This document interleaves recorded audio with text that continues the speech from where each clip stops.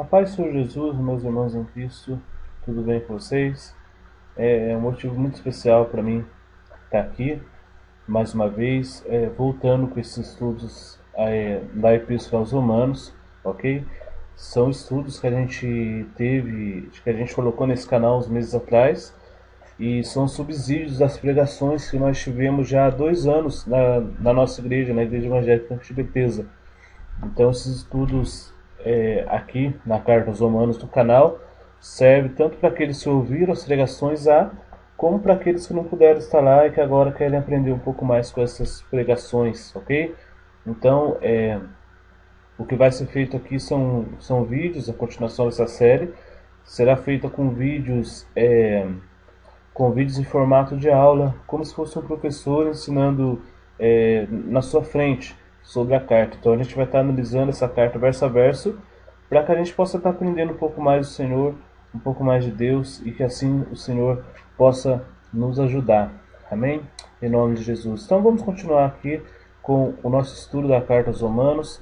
Nós já tivemos estudando diversos assuntos na carta, os nossos estudos anteriores, e nós paramos no verso 17, ok? A última aula, se eu não me engano, foi o poder do Evangelho ou a singularidade do Evangelho. Então a gente está estudando isso, tendo como base, logicamente, a carta de Paulo aos Romanos, a Bíblia Sagrada, e também um livro que depois eu vou estar indicando aos irmãos, que é o comentário expositivo do pastor Hernandes Dias Lopes. Nesse comentário ele expõe a carta aos Romanos muito bem. Existem vários autores que fizeram o comentário da carta de Paulo aos Romanos, mas de fato o comentário do pastor Hernandes Dias Lopes é um dos comentários mais resumidos e é um dos melhores comentários que eu já vi até então, concernente à carta aos Romanos. Realmente é um comentário muito bom que você pode estar aproveitando muito bem, lendo e aproveitando muito bem. É um comentário barato também que você encontra na editora Agnos, ok? Nosso assunto então está na carta aos Romanos, ok? E vamos começar então com o nosso assunto, continuando na verdade a exposição dessa carta, e nós vamos falar hoje sobre a eficácia do Evangelho. O que eu quero mostrar agora para você é como o Evangelho é eficaz. E na carta aos Romanos, Paulo vai mostrar isso muito bem. O Evangelho é eficaz, é algo eficaz.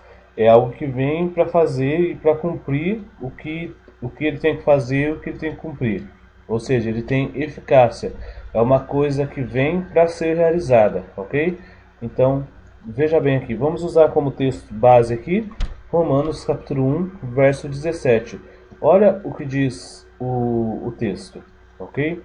Porque nele se descobre a justiça de Deus, de fé em fé, como está escrito, mas o justo viverá pela fé. Quando Paulo diz aqui, porque nele, ele tá fazendo uma continuação com o verso 16, onde ele está falando do Evangelho. Ele fala nos versos anteriores, por exemplo, que o Evangelho é o poder de Deus para a salvação de todo aquele que crê, tanto do judeu como do grego. E ele diz aqui que nele quem?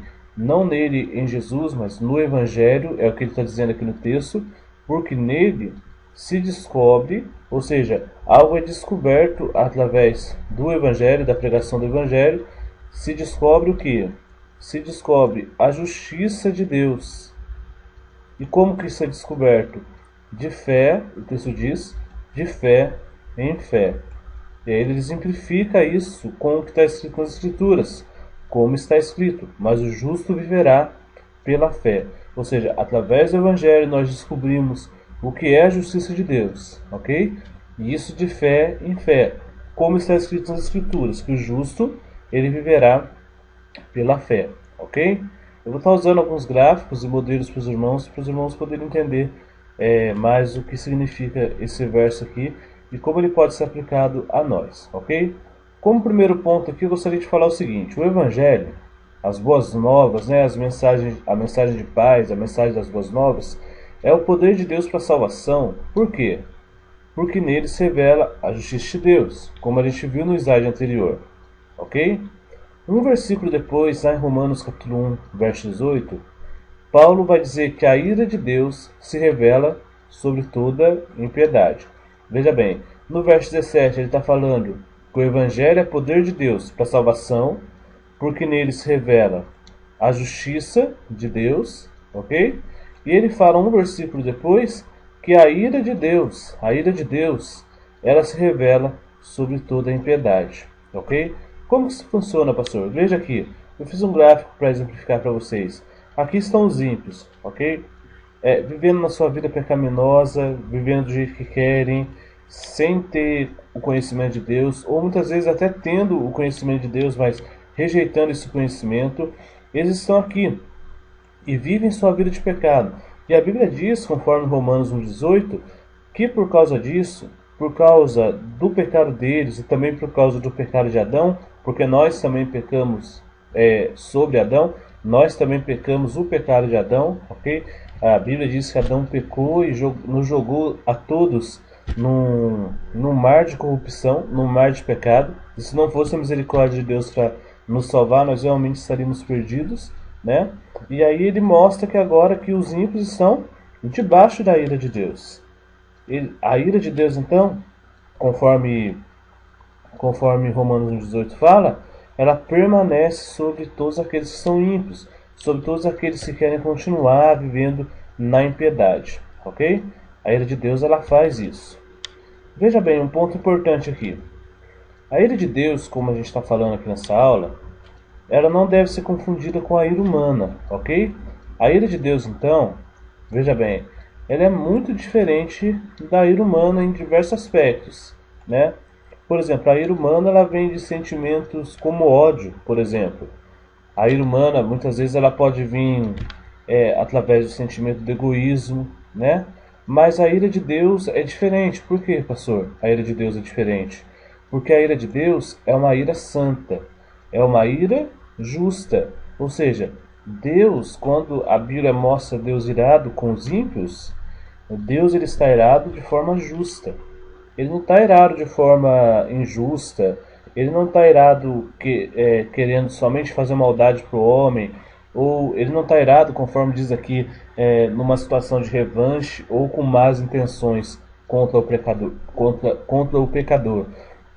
Mas ele está irado por quê?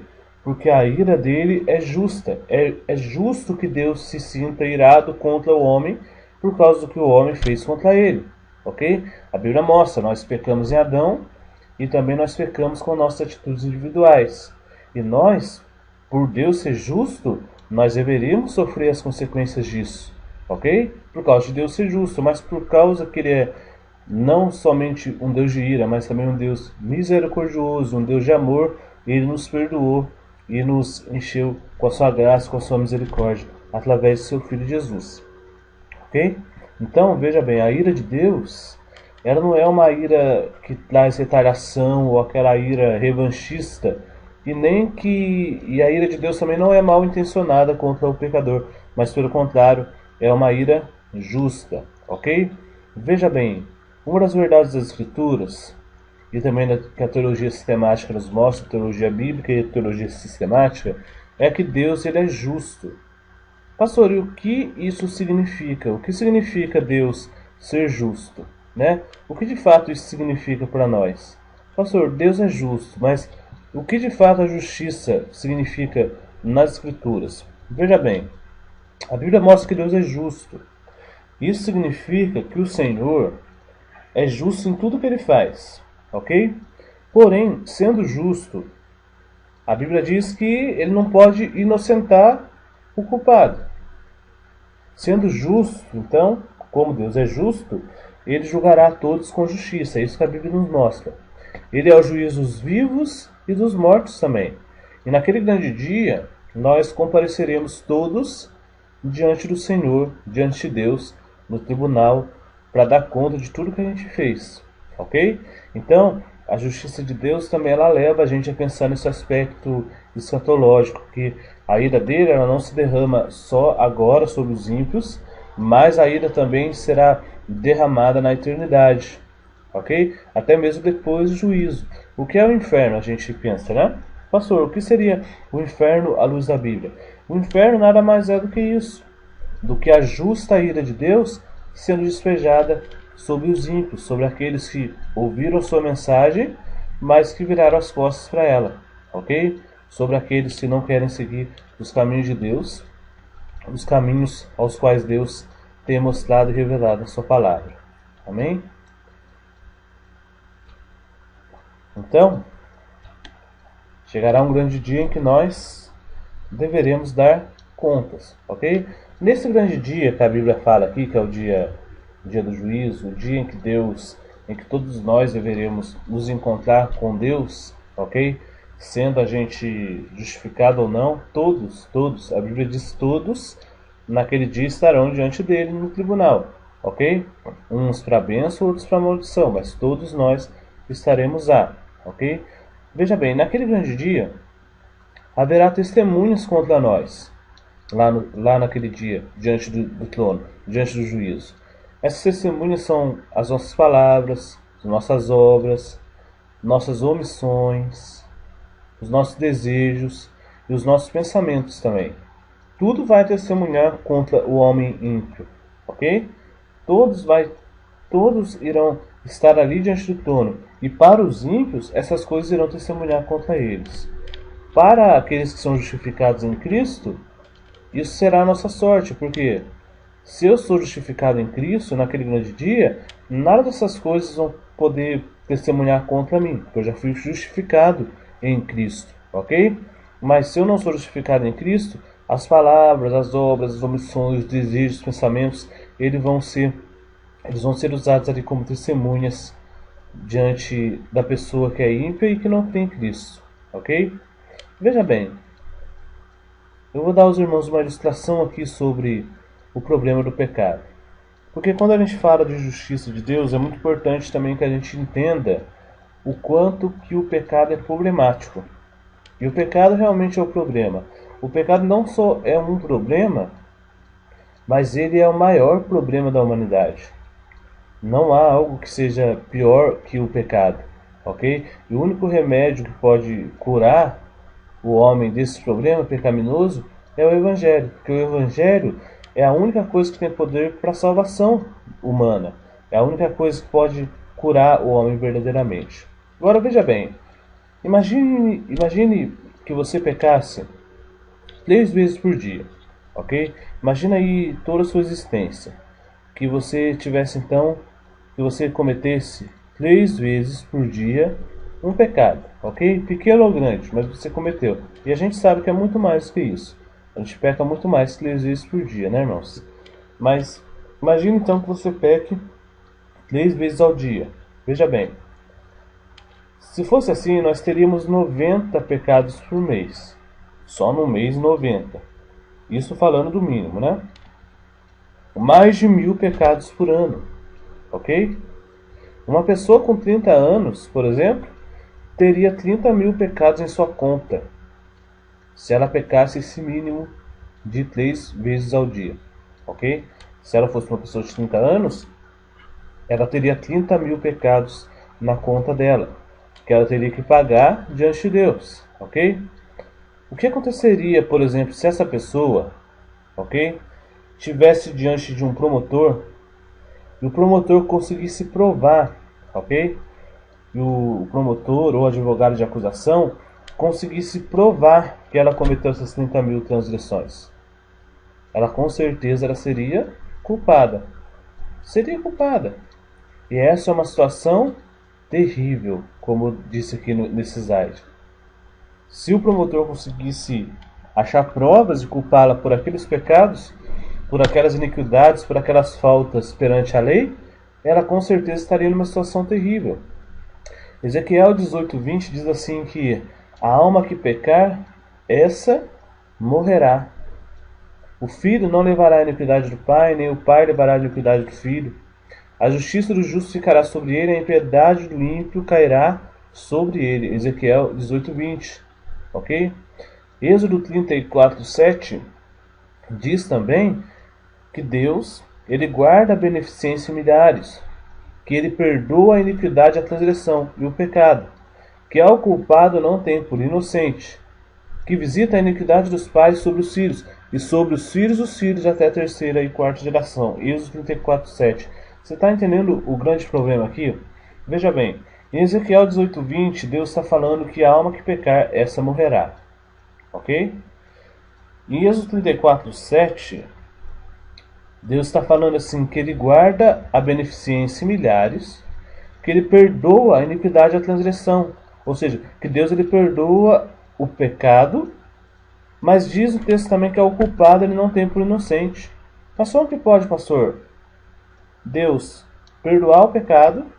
Num texto ele fala que a alma que pecar morrerá. No outro texto ele está dizendo que Deus perdoa o pecado e que ele não tem o culpado por inocente, né? Que é o culpado não tem por inocente. Como que pode isso? Isso tudo é explicado pelo Evangelho, irmãos. Vamos ver como isso pode acontecer. Veja bem. Romanos 3, 24 ao 26 diz o seguinte: sendo justificados gratuitamente pela sua graça, pela redenção que é em Cristo Jesus, ao qual Deus propôs, veja bem, para propiciação pela fé no seu sangue, para demonstrar a sua justiça. Lembra que o Evangelho faz? Ele demonstra a justiça de Deus. Para demonstrar a sua justiça pela remissão dos pecados dantes cometidos sob a paciência de Deus. Para a demonstração da sua justiça neste tempo presente, para que ele seja justo e justificador daquele que tem fé em Jesus. Ok? Ou seja, Deus, Ele é justo e também é justificador daquele que tem fé em Cristo. Ok? Veja bem, propiciação aqui é o ato de aplacar a ira de alguém. E foi exatamente isso que Jesus fez por nós. Ok? Irmãos, se não fosse Jesus, Deus não iria nos perdoar se não fosse pelo sangue do seu Filho Jesus. Ok? E se Ele não nos perdoasse, isso não tornaria Deus injusto. Pelo contrário, Ele seria da mesma forma justo. Mas por causa de Cristo e da propiciação de Cristo, a redenção nos alcançou. Amém? Amém? Por isso que o texto diz que é a redenção que há em Cristo Jesus. Como assim, pastor? Como que essa redenção é alcançada? Através da propiciação que Jesus fez, pelo seu próprio sangue. Ok? Jesus propiciou. Deus está virado contra nós. O texto lá no começo que a gente deu no capítulo 1, verso 17, diz que o Senhor está virado contra nós. Está virado contra os ímpios. Nós vivíamos uma vida de piedade e isso atraía cada vez mais a ira de Deus contra nós. Ok? Mas aí o que Jesus faz? Ele aplaca essa ira. É como se ele se colocasse na nossa frente. Ok? É como se ele levasse uma flechada, uma bala no nosso lugar. Jesus faz isso e aplaca a ira de Deus. Ok? Então é por isso que nós somos salvos, porque Jesus fez isso por nós, a propiciação. Ele levou e pagou aquilo que nós merecíamos. Nós merecíamos a ira de Deus, irmãos. Não era Cristo que merecia a ira de Deus, mas Jesus, com a sua graça, e Deus, com o seu plano maravilhoso de redenção, Ele vem e faz isso por nós. Ele faz com que o seu próprio Filho venha a essa terra, seja encarnado, né? Ele vem aqui como homem e morre por nós naquela cruz para propiciar, para fazer a propiciação. Ele morre no nosso lugar, pagando o preço no nosso lugar. Ok? Veja bem, o Evangelho, né, as Boas Novas, ele revela a justiça de Cristo que agora é imputada a nós. Como assim, pastor? Veja bem, a justiça de Jesus, por causa do que Jesus fez, por causa do sacrifício de Cristo e por causa dele ter se oferecido em nosso lugar para nos salvar, morrido na cruz para salvar o homem pecador, ok? Por causa dele fazer isso tem uma consequência para nós. Como assim, pastor? Porque ele fazendo isso, ele imputa também, ou seja, ele coloca sobre, ele atribui, como aqui diz, ele coloca na nossa conta a justiça dele.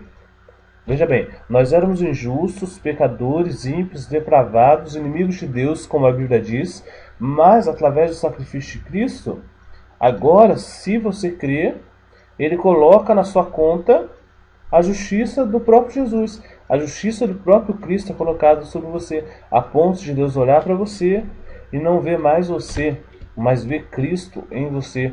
E é por isso que Paulo diz: Cristo em nós, a esperança da glória. Ok? Ou seja, e é por isso que a Bíblia sempre repete aquela expressãozinha tão conhecida que é em Cristo. Então, em certas partes do Novo Testamento, os apóstolos, por exemplo, começam a nos explicar o que é viver em Cristo, o que é andar em Cristo. E o centro do Novo Testamento é tudo Cristo. Por quê, pastor?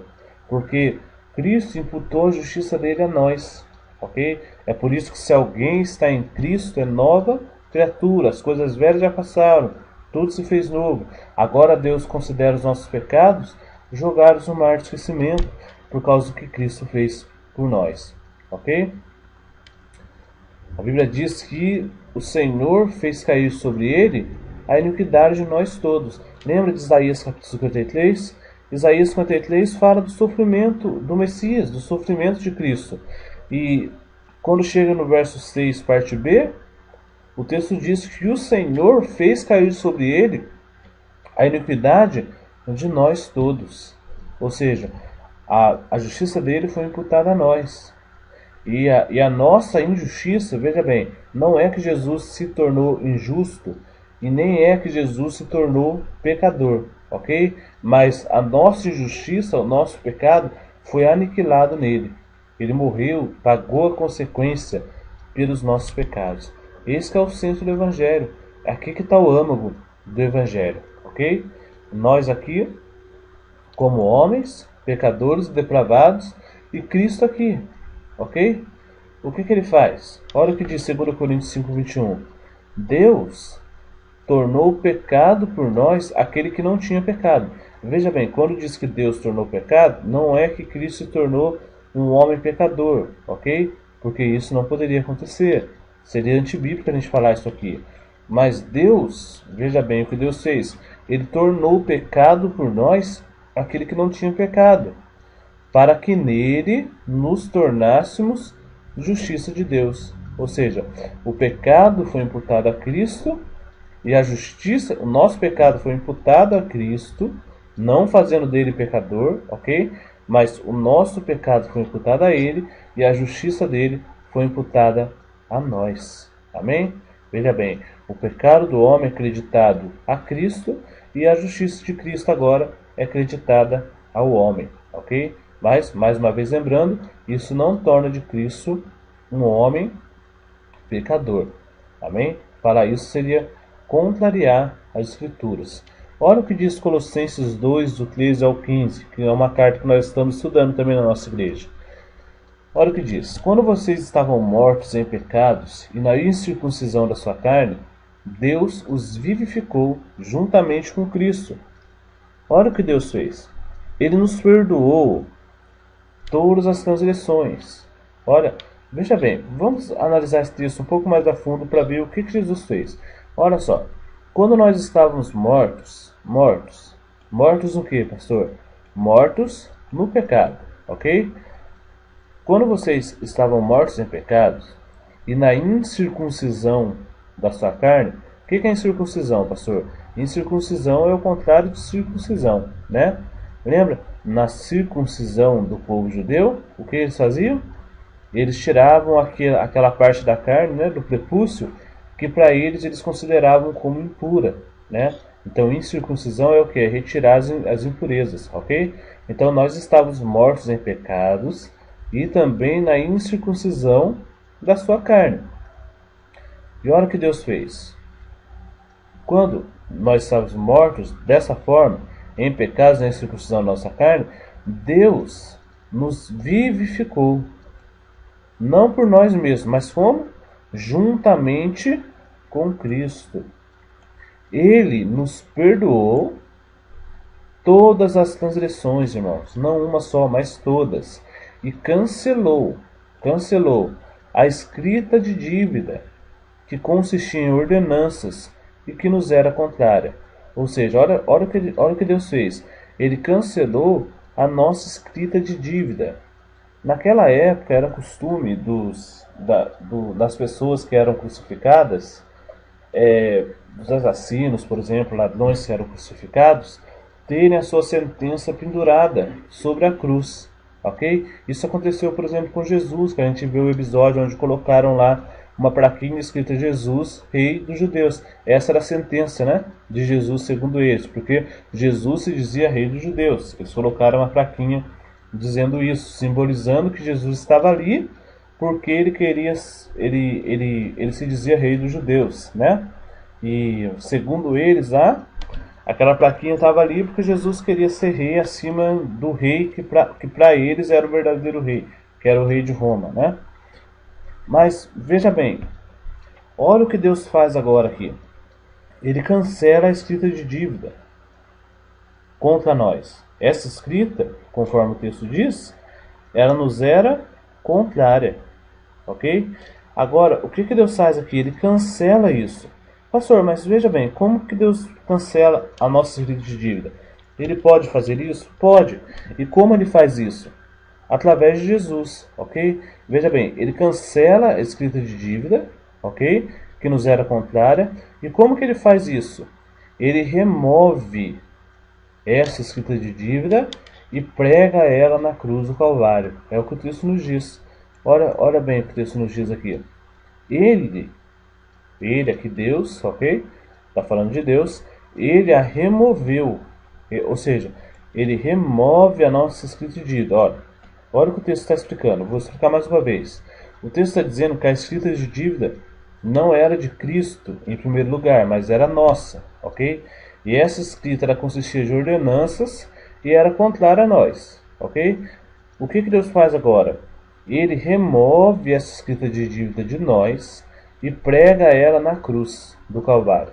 Ou seja, a escrita de dívida que era nossa, agora passa a ser de Cristo, ok? E o texto continua. E tendo despojado os poderes e as autoridades, fez deles um espetáculo público, triunfando sobre eles na cruz, ok? É isso que Deus faz por nós através do Evangelho. Ele pega essa escrita de dívida contra nós, ele remove essa escrita de dívida de nós, ele prega essa escrita de dívida na cruz do Calvário, onde seu filho está sendo crucificado, ok? Só que o texto diz também algo tremendo, que fala sobre a vitória de Cristo na cruz. Olha o que o texto continua dizendo aqui. O texto continua dizendo que Jesus, ele despojou os poderes e as autoridades. Aqui está fazendo referência aos inimigos da cruz de Cristo, aos demônios e hostes e potestades espirituais. Ele despojou esses poderes e autoridades e fez deles um espetáculo público, diz o nosso texto aqui. Naquela época era normal isso acontecer. Por exemplo, quando o imperador vencia uma batalha e o exército inimigo era preso, era normal o imperador entrar com aquele exército inimigo na cidade. E todo o povo ele ficava fazendo chacota daquele exército inimigo, ok? Era normal isso acontecer. Então aqui o texto está dizendo que Jesus fez a mesma coisa. Ele despojou os poderes e autoridades e fez dos poderes e das autoridades um espetáculo público, triunfando na cruz sobre eles, como se aquelas hostes espirituais, aqueles demônios, fosse agora um troféu que simbolizava a vitória de Cristo na cruz do Calvário, ok? Então, eu vou ler mais uma vez o texto para ficar bem fixo na cabeça dos irmãos. Quando vocês estavam mortos em pecados na incircuncisão da sua carne, Deus os vivificou juntamente com Cristo. Ele aqui fazendo referência a Deus, nos perdoou todas as transgressões e cancelou a escrita de dívida. Lembra? Ele cancela essa escrita de dívida que consistia em ordenança que nos era contrária. Ele a remove essa escrita de nós, pregando-a na cruz e tendo despojado os poderes e as autoridades, fez eles um espetáculo público, triunfando sobre eles na cruz. Ok? Esse é o poder do Evangelho, é o que Jesus fez por nós. Amém? Ponto 3 aqui da nossa aula. A justiça de Deus, a Bíblia diz que é recebida pela fé, como diz o final do texto. O justo, irmãos, ele vive pela fé.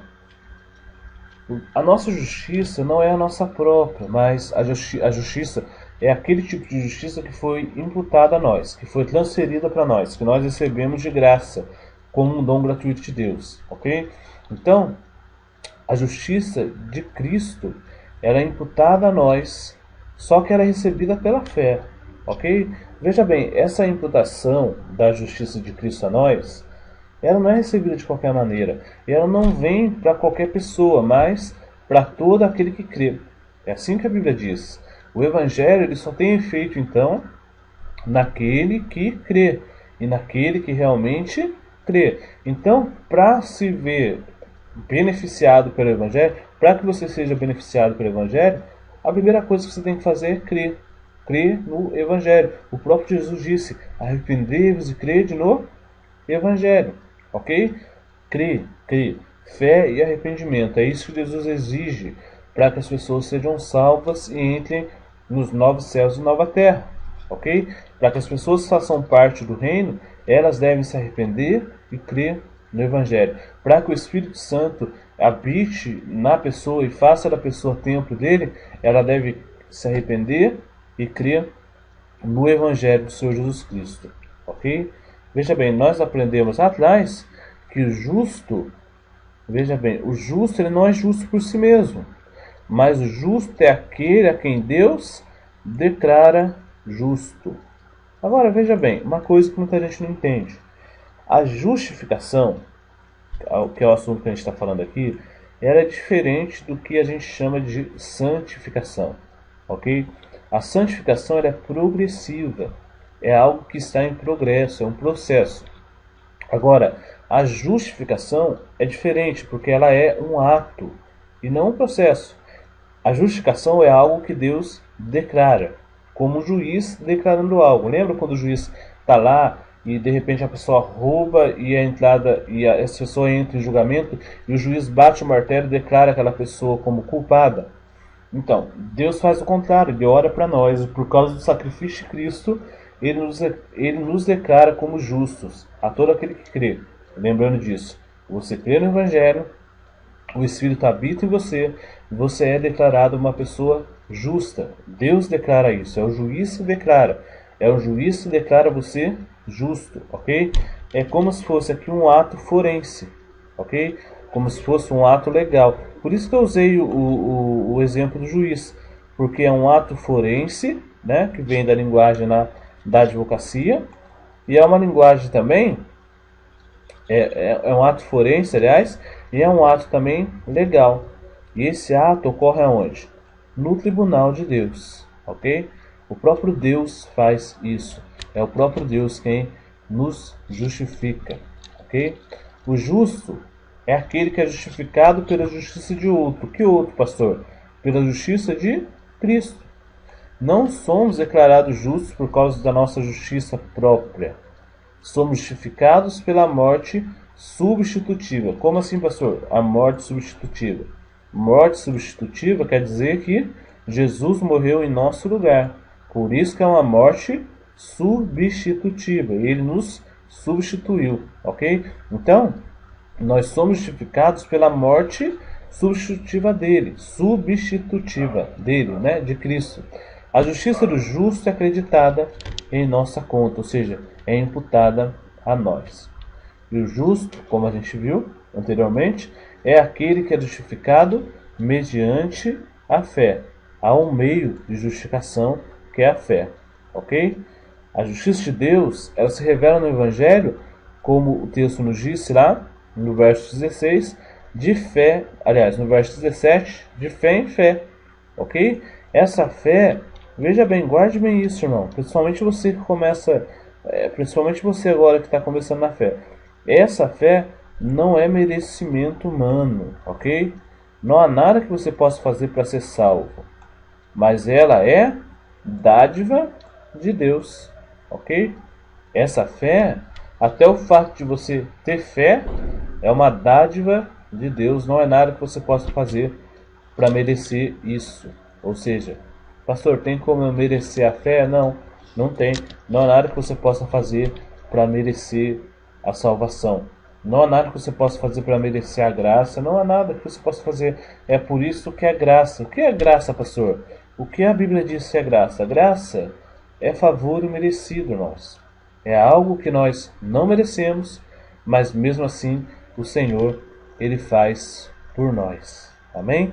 Então, eu quero deixar vocês aí na paz do Senhor Jesus. Se você tiver alguma dúvida, mande aí pra gente nos comentários desse vídeo, tá bom? Eu espero aí que nós sejamos em mais aulas juntos para aprendermos mais do Senhor Jesus. Amém? Que Deus abençoe você em nome de Jesus Cristo.